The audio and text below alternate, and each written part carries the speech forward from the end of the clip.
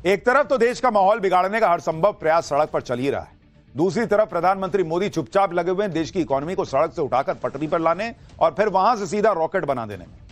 और उसका report card भी आ गया है।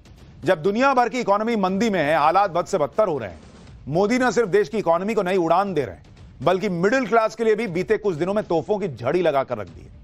अब मिडिल क्लास के लिए कौन सी मोदी टैक्सी और मोदी इंश्योरेंस आने वाला है, उससे क्या फायदा होगा, आज आपको विस्तार से दिखाऊंगा। पहले वो आंकड़े देख लीजिए जिन्हें देखकर दुनिया शॉक्ड है बॉस। आईएमएफ की ताजा रिपोर्ट के मुताबिक पिछले 10 साल में नरेंद्र मोदी ने भारत की अर्थव्यवस्था डबल कर दी है। डबल। 2015 में भारत की अर्थव्यवस्था 2.1 ट्रिलियन डॉलर थी, 2025 में भारत की अर्थव्यवस्था 4.3 ट्रिलियन डॉलर की हो जाएगी, यानी 103% की ग्रोथ बीते 10 साल। आपको याद होगा कुछ टाइम पहले पीएम मोदी ने भारत के लिए 5 ट्रिलियन इकोनॉमी का टारगेट रखा था। इसे लेकर कुछ नेताओं और अर्थशास्त्रियों ने पीएम मोदी का बड़ा मजाक उड़ाया। तब लोग कमेंट कर रहे थे कि हवाबाजी कर रहे हैं, क्योंकि भारत की इकोनॉमी इतनी कम स्पीड से बढ़ रही थी, तो उनको लगा कि टारगेट ही नहीं पूरा होगा, इसमें तो सालों लगेंगे। लेकिन भारत की अर्थव्यवस्था को लेकर जो नई रिपोर्ट आई है, उसे देखकर सब सन्नाटे में चले गए। भारत की इकोनॉमिक ग्रोथ ने पूरी दुनिया को हिलाकर रख दिया है। आगे बढ़ने से पहले भारत की बढ़ती ताकत की एक झलक देखिए, फिर बताता हूं कि इस रिपोर्ट में क्या क्या लिखा है और मोदी की टैक्सी, मोदी का इंश्योरेंस, ये क्या कमाल होने वाला है।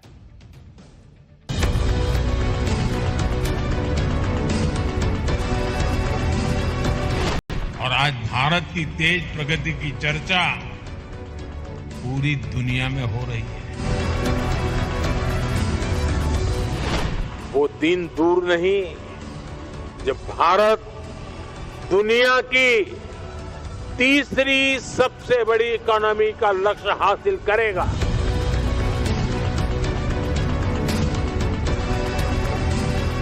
भारत के इतिहास में पहली बार 10 लाख करोड़ रुपए सिर्फ इंफ्रास्ट्रक्चर के विकास के लिए रखे गए।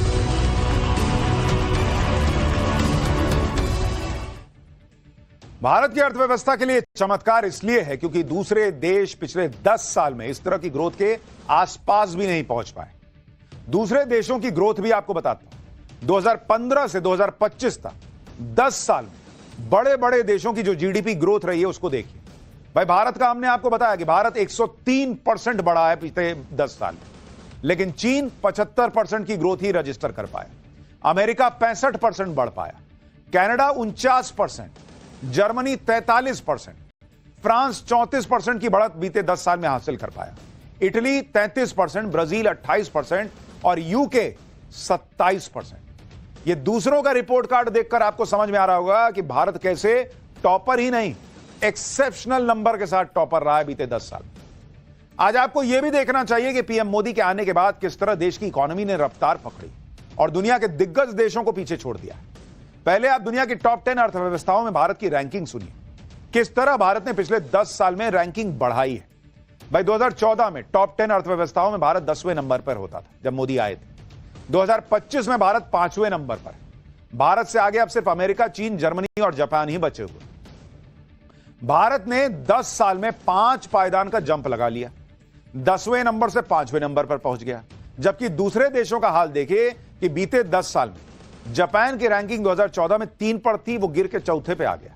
यूके की रैंकिंग 5वें पे थी, वो गिर के 6ठे पे आ गया। फ्रांस 6ठे से गिरा तो 7वें पे आ गया।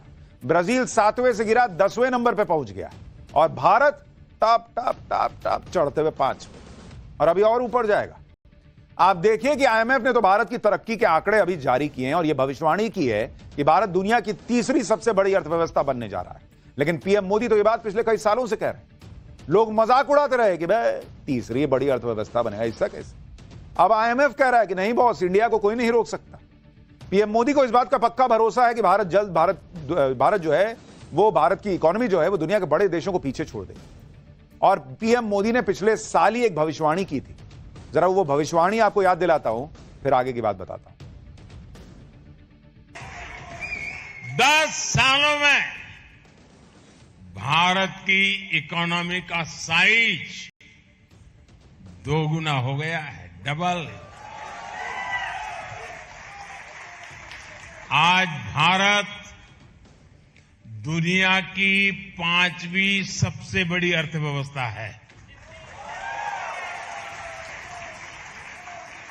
याद रहेगा ना? कितनी?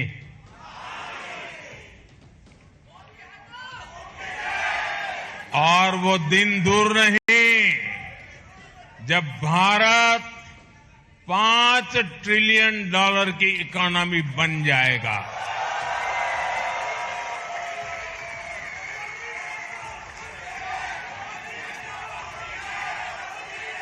जब भारत दुनिया की तीसरी सबसे बड़ी इकोनॉमी बन जाएगा।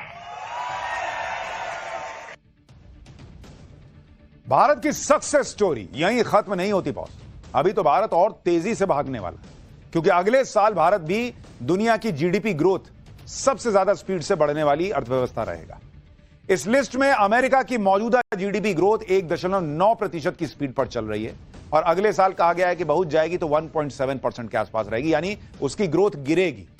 इसी तरह चीन की 2025 में जीडीपी ग्रोथ 4.5%, जो 2026 में भी कहा जा रहा है कि 4.5% के आसपास ही रहेगी, इससे ज्यादा न जाएगी।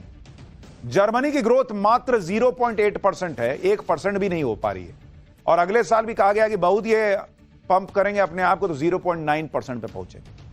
जापान अभी 0.8% की स्पीड से चल रहा है, अगले साल कहा जा रहा है कि गिर जाएगा भाई, 0.7% पे आ जाएगा। लेकिन इस लिस्ट में भारत की जीडीपी जो 6.5% की स्पीड से भाग रही है, उसे 2026 में भी इसी स्पीड से भागने का अनुमान लगाया गया है। अगर भारत इसी स्पीड को बनाए रखता है तो 2028 में दुनिया की तीसरी सबसे बड़ी इकोनॉमी वाला देश बन जाएगा, कोई रोक नहीं पाएगा। सिर्फ इतना ही नहीं, जो काम भारत की आजादी के बाद 60 साल में नहीं हुआ, वो इकोनॉमी के मामले में पीएम मोदी ने पिछले 10 साल में करके दिखा दिया। आप नंबर्स देखेंगे कि कैसे नरेंद्र मोदी ने बीते 10 साल में गियर चेंज किया है बॉस। आप कहेंगे कि भाई ये क्या तूफानी चल रहा है। जरा इसके बारे में आपको दिखाता हूं कि किस तरह से 5th गियर नरेंद्र मोदी ने लगा रखा है। भारत की जीडीपी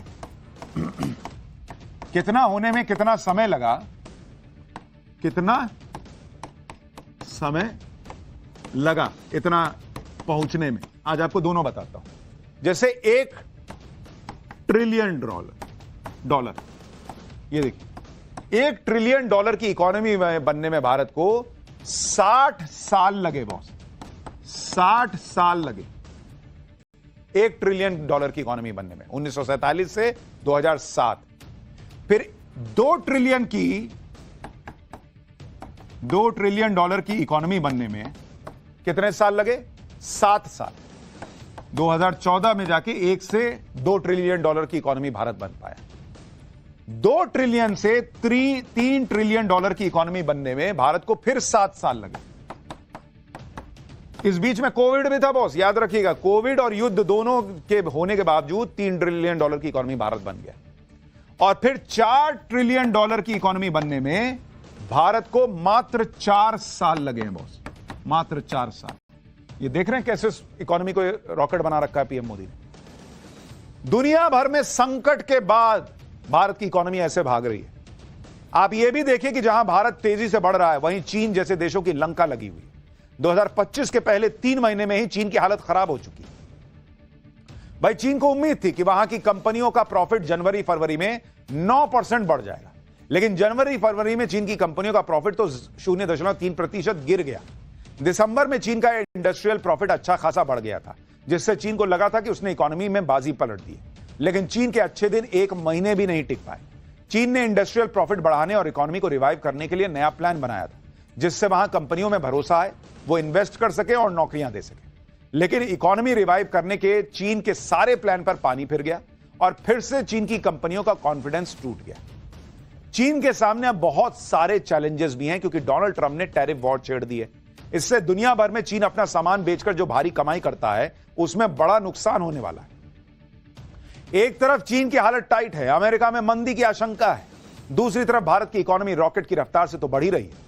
इस बीच अब पीएम मोदी ऐसे आइडियाज पर काम कर रहे हैं जो मिडिल क्लास के लिए बहुत मददगार साबित होने वाले हैं। दरअसल अब मोदी सरकार ओला, उबर जैसी टैक्सी कंपनियों की तर्ज पर कोऑपरेटिव मॉडल पर एक नई टैक्सी सर्विस लॉन्च करने वाली है।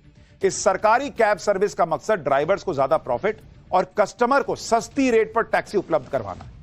आपको जानकर हैरानी होगी कि प्राइवेट कैब कंपनी ड्राइवर से 20 से 30% कमीशन वसूलती है, जिससे कस्टमर को महंगा किराया चुकाना पड़ता है। कैब से सेक्टर में प्राइवेट कंपनियों की जबरदस्त मोनोपोली चल रही है। इस समय देश की 3 बड़ी कैब कंपनी 6,000 करोड़ रुपए का बिजनेस कर रही है। कैब सर्विस के अलावा मोदी सरकार ने कोऑपरेटिव मॉडल पर इंश्योरेंस कंपनी भी लाने का फैसला किया है, ताकि गरीब तबके को बीमा जैसी सुविधाएं सस्ते दाम पर मिल सके। इस समय भारत में इंश्योरेंस सेक्टर 11 लाख करोड़ रुपए पर पहुंच चुका है। यानी कैब सर्विस से लेकर इंश्योरेंस सेक्टर तक हर जगह सरकार जो है वो कम पैसे में ज्यादा सुविधा देने, लोगों तक पहुंचाने का प्रयास कर रही है। इस इंश्योरेंस कंपनी के आने के बाद देश में आम लोगों के साथ साथ कैब ड्राइवर्स की सुरक्षा भी बढ़ जाएगी। इस पूरे मामले पर अमित शाह ने क्या बयान दिया है, सुनिए, जिससे टैक्सी कंपनियों की नींद उड़ गई हो।